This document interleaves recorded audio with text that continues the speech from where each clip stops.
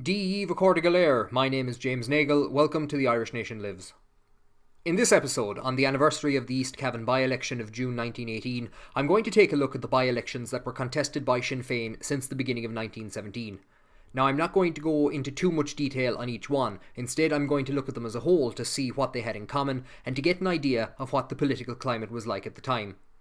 These by-elections hint at the monumental shift in power that will occur at the December general election, when Sinn Féin heavily defeats the Irish Parliamentary Party and establishes an independent Irish Parliament at Dáil Éireann.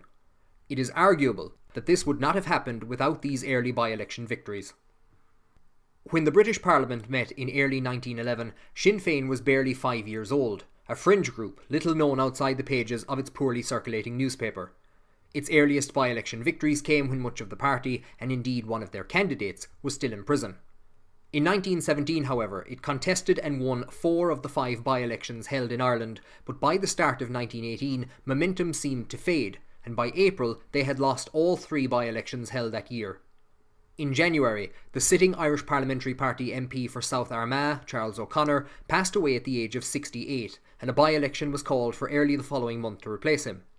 Sinn Féin's candidate was the Tyrone native Dr. Patrick McCartan, who they proclaimed was known all around the world as the Irish ambassador to the United States. At the time of the election, he was in the US, but not on official business. He had been deported from Ireland by the British and was now under investigation by US authorities. Calling him an Irish ambassador may have been a bit of a stretch. South Armagh had a strong Irish Parliamentary Party tradition and had a well-supported grassroots structure. Charles O'Connor had won his seat easily over a Unionist candidate at a by-election called in 1909, but had had a much tougher job at the party convention, where he won the right to run in the election by just 1 vote over Patrick Donnelly. Now Donnelly was selected unanimously to run against McCartan and turn the tide against Sinn Féin. Countess Markievicz and party president Eamon de Valera travelled to make speeches, but for the first time Sinn Féin was not met by the throngs of supporters that had gathered at previous elections. Sinn Féin had little presence in the constituency, and they needed to find a candidate and organisers from outside the county, which was something that the Irish Parliamentary Party was able to make a point of. At the election, McCartan secured just 1/3 of the votes, and Sinn Féin suffered their first defeat since the party was restructured following the 1916 Rising, and this showed that there were some parts of the country where they had little appeal. Then, in March, his health damaged by the lengthy Irish Convention, Irish Parliamentary Party leader John Redmond died. This precipitated 2 by-elections. His son William resigned his seat in East Tyrone to contest his father's Waterford city seat. Holding onto it became a matter of pride for the Redmond family. It was a foregone conclusion that William would hold the seat, and he won with almost a 2/3 majority over the Sinn Féin opponent, which maybe wasn't as strong a win as they would have liked.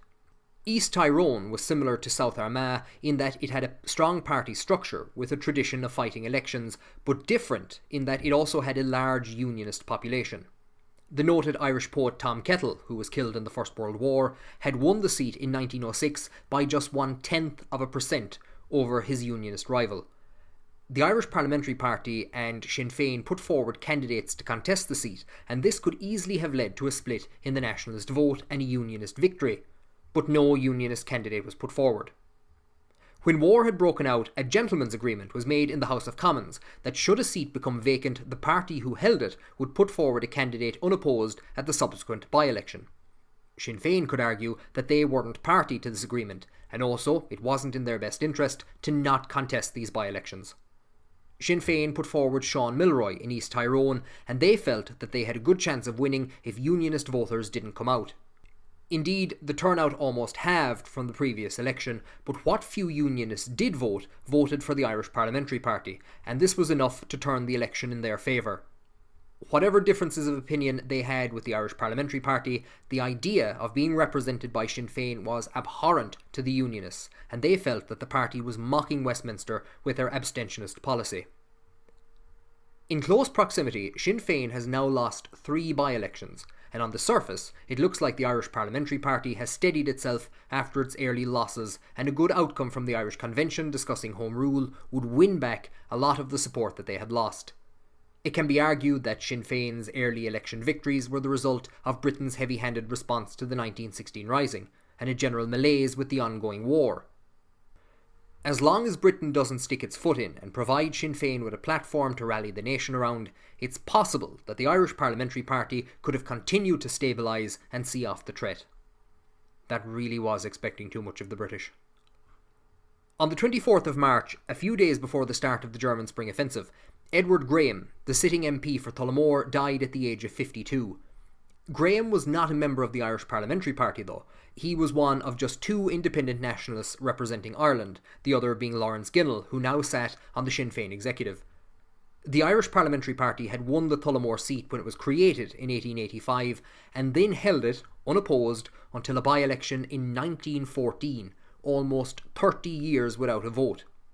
By this time, there was serious dissatisfaction at continued, unopposed rule by the party, and the independent Graham was elected by just a handful of votes. Now in 1918, the party still had support in this region, but by the time the battle lines were drawn, things had changed considerably. Sinn Féin nominated Dr. McCartan, still exiled in the US, to contest the seat for them, and the Irish Parliamentary Party began to consider its options. Amongst them was P.F. Adams, who had been narrowly defeated by Graham at the last election, and also John Dooley, who was eventually chosen by them. The vote was set for the 19th of April, but before much canvassing had been done, the spectre of conscription reared its head. As early as the 8th of April, conscription was raised in the House of Commons, and it quickly took over the Tullamore by-election. At this stage, the Irish Parliamentary Party still hadn't agreed on a candidate, while Eamon de Valera was giving speeches which were well attended. The idea of self-determination over what some were describing as colonial Home Rule struck a chord with the electorate, especially when Home Rule now looked to be bringing conscription in its wake, and the Irish Parliamentary Party realised it couldn't win an open vote. Instead of suffering a defeat, Dooley was asked to stand down, and the new party leader John Dillon claimed that they were not contesting the election in the interests of national unity. This in itself was a big concession to Sinn Féin, as it legitimised their ideology and their abstentionist policy. On the 19th of April, Dr. McCartan was elected unopposed for the Tullamore constituency. But on the evening beforehand, while the House of Lords was discussing the new military service bill, and while Nationalist Ireland was meeting at the Mansion House to plan its opposition to conscription, Samuel Young, the sitting Irish Parliamentary MP for East Cavan, died at the age of 96. Young had held the seat for 26 years, and in that time he had contested a grand total of one election, his first in 1892, as he had been unopposed at the subsequent 5 general elections. So up to now, we've heard that word unopposed quite a lot, and we've seen a spate of by-elections caused by the deaths of elderly members of Parliament. Before we go on, let's look at what the political situation was like in Ireland at this time. Under the first-past-the-post system, which is still in use by Westminster today, each constituency would return just one member of Parliament. Therefore, it was pointless for parties with little support in an area to run there. Elections tended to happen in areas where there was a large unionist or nationalist minority, such as in East Tyrone. While nationalists never lost that seat, there was only ever a few percentage points between the nationalist and unionist candidates, and some seats in Ulster would flip back and forth between both groups from one election to another. Elections were also consistent in areas of an overwhelming nationalist majority, such as in the southwest, where rival nationalist parties or independents would often run against each other. Elections tended to be rare in areas which had a sizable, not large, but sizable minority, such as in East Cavan. The unionist population wasn't big enough to contest a 2-candidate election, but if 2 nationalists ran against each other, they could split the vote and allow a unionist to win. In some areas, support for the Irish Parliamentary was regarded as being so strong that there was no point in opposing them, and candidates couldn't be found to run against them. This meant that there was a great deal of what were known as safe seats, where all a party had to do was nominate someone to be guaranteed of a victory. Once in a safe seat, it was difficult for a party to remove a sitting MP, and as long as he showed up for important votes and voted as told, there wasn't much need to do so. There was little to no constituency work for an MP to do, and only a handful took a full part in the affairs of the House of Commons. In his 26 years there, Samuel Young made just over 260 contributions, and from January 1913 to his death in 1918, he made just one. In July of 1916, shortly after the Easter Rising, he stood in the House of Commons and demanded to know if the British government was subsidising the manufacture of Dutch butter. They weren't. Also of note with the Irish MPs is their age profile and the number of deaths that has occurred. In December of 1910, 74 Irish Parliamentary Party MPs were elected, 8 All for Ireland League MPs and 2 independent nationalists. Before the next election, 20 members of this 84-man bloc would die, and that doesn't include Willie Redmond, the brother of John Redmond, who was killed in action. Now, this Parliament did sit for an unnaturally long period of time, from December of 1910 to November of 1918, and an election should have been called at latest in December of 1916, but this was suspended due to the war. But even up to that date, 13 Irish members of Parliament had died, necessitating by-elections. There are a number of reasons why it was common for an MP to hold their seat until they died. For many in safe seats who were outside the party leadership and had little work to do other than vote along the party line, there was little reason to give up the seat. It was a source of prestige and could be useful in helping friends and family members. In some areas, the party structure was still weak from a split in the movement in the 1890s, and from the party's continued isolation in Westminster. So local branches either couldn't find another candidate to contest, or they supported the incumbent's nomination because it was easiest. The MPs could sit in Parliament until they died, and then the party could worry about finding a new candidate. The continuous lack of elections in these seats meant that there were a number of party members in their 60s and 70s. At the time, the average age of an Irish Parliamentary Party MP was in the mid-50s, which was slightly higher than the average life expectancy. It can be argued that MPs would come from a wealthier background and have access to better medical care than the public at large, but the point is that a number in the party had become greatly aged or were already relatively old when elected for the first time. Samuel Young was 70 when he contested his only ever election. Along with the party's age is their relative conservatism. Many of the older members had agitated during the Land War and were once seen as revolutionaries. Land Acts had been secured, but old age and long stints in the House of Commons had seen many of them mellow in their opinions. Most notably, the party was steadfast in its opposition to votes for women. John Redmond had stated that women would not be allowed to vote in a Home Rule Parliament. Suffragettes interrupted public party meetings and were met with mockery and often violence.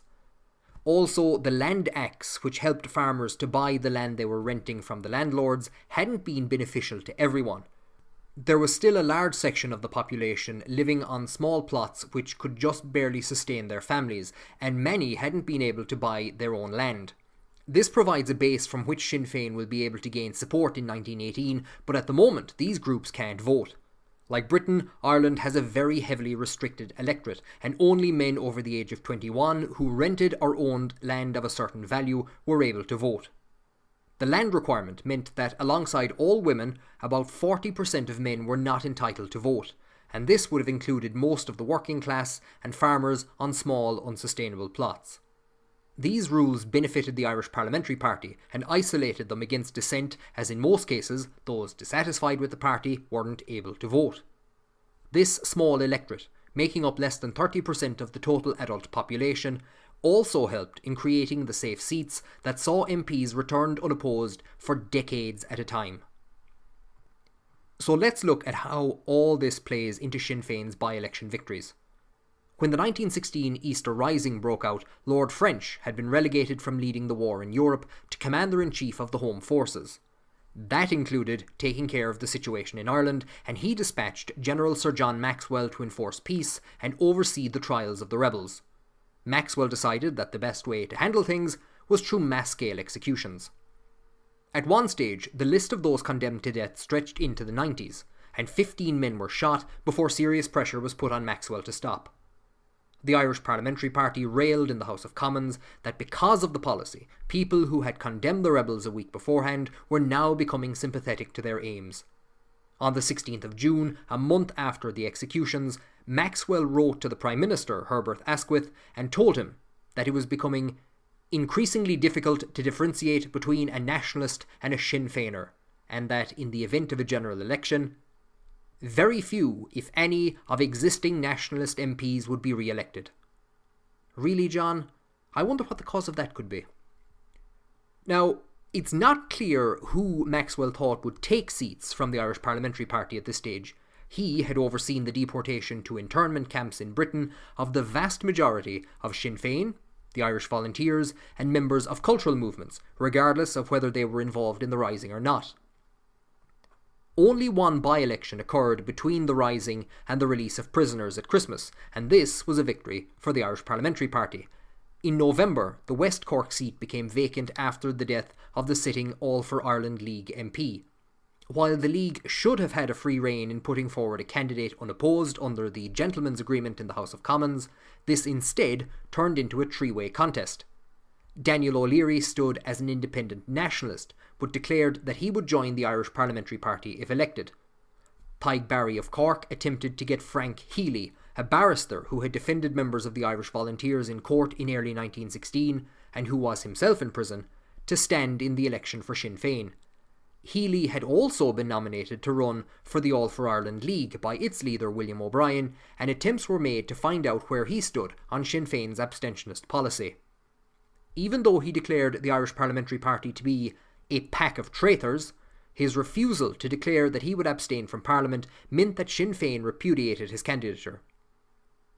It's possible that William O'Brien was attempting to benefit off the back of Sinn Féin's popularity in nominating Healy, who would eventually contest the election for the League, but it ended up costing them the seat.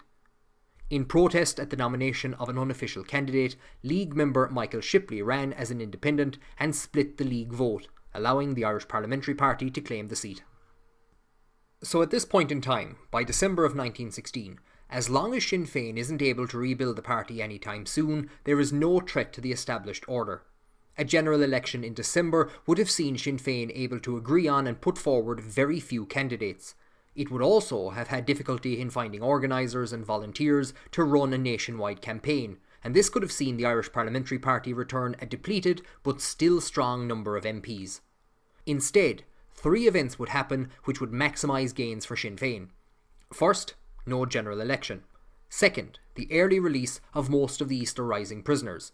The fact that most, not all, of the prisoners were released could be seen as another advantage which would play into their second by-election victory. The third major event is more a series of events. A steady number of deaths within the Irish Parliamentary Party. This meant one victory could feed into the next, and the organisation had time to grow and solidify gains in between by-elections. The prisoners were released in December of 1916, with the largest contingent arriving in Ireland on the 24th of December, just 2 days after the death of the 71-year-old MP for North Roscommon, James O'Kelly. The election was set for the 3rd of February, and completely out of the blue, Count George Plunkett announced his intention to run. Plunkett, however, did not run for Sinn Féin. A papal count whose son Joseph had been executed by the British, he had served prison time in England alongside his two other sons. He had been inducted into the IRB by Joseph shortly before the Rising and ordered to Rome to inform the Pope and get his blessing for the plans. As such, Plunkett saw himself as the right man to lead nationalist Ireland, and in April set about establishing liberty clubs that would form the basis of a new political party. He did not run on an abstentionist policy, but declared immediately after his election that he would abstain from Parliament. Plunkett's main selling point was his connection to the Rising, and members of Sinn Féin canvassed for him, seeing it as desirable that he should win. He was also supported by younger members of the clergy, and a great deal of work was done in promoting his cause by Father Michael O'Flanagan, who would be elected Vice President of Sinn Féin at the end of the year. While his connection to the Rising was his main strength, it also meant Plunkett would not be able to pull himself away from association with Sinn Féin, who mobilised quickly in the aftermath of his victory. Plunkett won by a landslide, scoring more than the combined total of his two opponents. The Irish Parliamentary Party was shocked, but attempted to pass his victory off as a fluke. The Freeman's Journal, which supported the party, however, declared Plunkett's victory to be ruinous, and that it proved to be. It greatly bolstered the reputation of the separatist movement, and you couldn't think of the separatist movement without thinking of Sinn Féin. They took full control of the by-election in South Longford after its MP, John Phillips, died at 77. Michael Collins asked Joseph McGuinness, then in prison in England for his part in the Rising, if he would stand. He declined, and Collins nominated him anyway. Again, his connection to the rising was put front and centre, and Sinn Féin ran a campaign slogan of "Put him in to get him out." On the 9th of May, when the vote was counted, his opponent, Patrick McKenna, was deemed to have been elected. However, a number of uncounted ballots were found and a full recount declared. The following day, McGuinness was declared the victor. Shenanigans by the Irish Parliamentary Party? Vote stuffing by Sinn Féin? A genuine mistake? Years later, an Irish volunteer made the claim that after McKenna was declared the winner, he jumped on stage, pointed his revolver at the returning officer's head, and asked him if he was certain of the result. Whatever the truth, Sinn Féin had won its second victory, in the face of which the British government was forced to release the new MP and all remaining Irish prisoners. Sinn Féin was unable to contest the South Dublin by-election on the 6th of July, but a few days later, Eamon de Valera was victorious in East Clare. This by-election had been called after John Redmond's brother Willie was killed in action at the Battle of Messines. De Valera campaigned in military uniform, playing up his title as the last commandant of the 1916 Rising to surrender. Now, this was more due to the isolation of his position and the length of time it took to get the surrender to him, as opposed to a desire to fight on, but why ruin a good story? De Valera was also heavily supported by the Catholic Church, who would traditionally have supported the Irish Parliamentary Party. In August, W.T. Cosgrave won their final seat of the year in Kilkenny City. He had served under executed leader Eamon Cant during the Rising, and had also served as a Sinn Féin member of Dublin Corporation since 1909. The Freeman's Journal was beginning to despair at these Sinn Féin victories, and declared that their policy to free Ireland, so far as it is possible at all, means civil war. So, I started in 1918, then went back to the 1910s, and then worked forward through 1917. The reason I did this was to show the difference in the by-elections of 1917 and 1918. New parties always get a honeymoon period, and Sinn Féin themselves scored big in their first local elections in 1908, but then fell back in numbers in subsequent elections. In 1917, the party, in as much as it is a party, was able to depend on the 1916 Rising for support amongst the people. Their 4 by-election victories had occurred before they had even elected a president or a national executive, which occurred in October of 1917.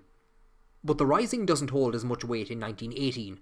It's not that it has faded from the public consciousness, but now Sinn Féin needs to start acting like a proper party. They won't be able to keep living on the glory of the Rising, especially if there is a positive outcome from the Irish Convention meeting to discuss Home Rule. In 1917, Sinn Féin had caught the party off guard, rode on a wave of popular sympathy with the Easter Rising, and had the good fortune to contest by-elections in areas where the Irish Parliamentary Party was vulnerable. In early 1918, this was reversed as battles were fought in party strongholds. The Tullamore by-election was an exception, but this wasn't an Irish Parliamentary Party seat anyway, and their decision not to contest was definitely better than being defeated in an open vote. It's possible that momentum was leaving Sinn Féin at this stage, but conscription, Sinn Féin's leading role in its opposition, and Britain's response to this would change everything. The Irish Parliamentary Party opposed conscription as well, but the problem here was that they still supported the war. This halfway position gained them no admiration from either the public at large or the other parties in Westminster.